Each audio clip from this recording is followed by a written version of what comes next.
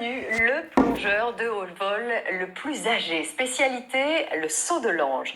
Jean-Michel Beaujon s'était lancé une dernière fois hier au rocher de la Galère à Saint-Cyr-sur-Mer, dans le Var.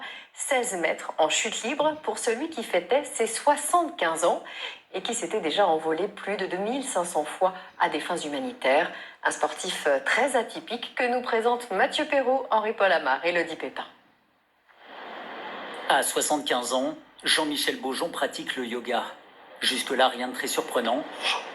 Mais lui s'en sert pour se préparer à faire le grand saut. Un plongeon à 16 mètres de haut, la tête la première, le jour de son anniversaire. Je suis tellement content, j'ai envie de pleurer. Je suis stressé, mais bon, je le dis à personne. Maintenant, vous le savez, vous. Même après 2500 plongeons. Oui. Et c'est ça, justement, qui sécurise l'individu. Et Jean-Michel n'est pas du genre à se dégonfler. Une dernière inspiration, et il s'élance.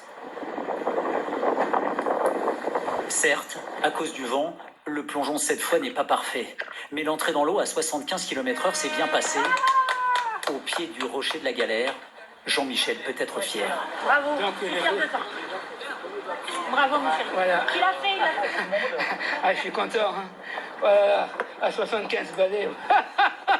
Il vient de devenir officiellement le plongeur de haut vol le plus âgé du monde.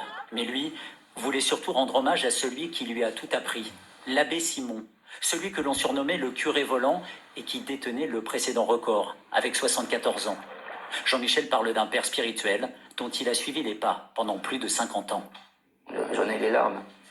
Il m'a dit, je veux bien que tu plonges, mais à une condition, tu plonges pour des œuvres humanitaires. Et j'ai choisi l'enfance handicapée. Une vie à donner, à partager, et pourtant Jean-Michel était d'abord parti sur un tout autre chemin.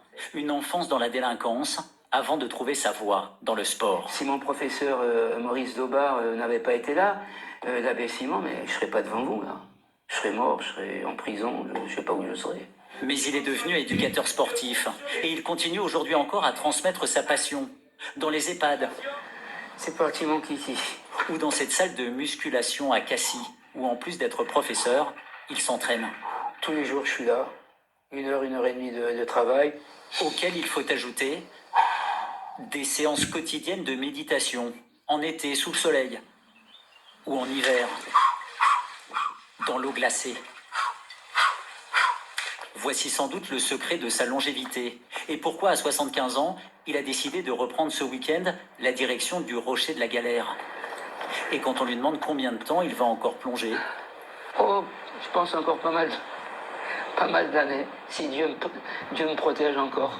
nous, on a déjà pris rendez-vous dans 5 ans pour souffler avec lui ici, ces 80 bougies. Et bon anniversaire.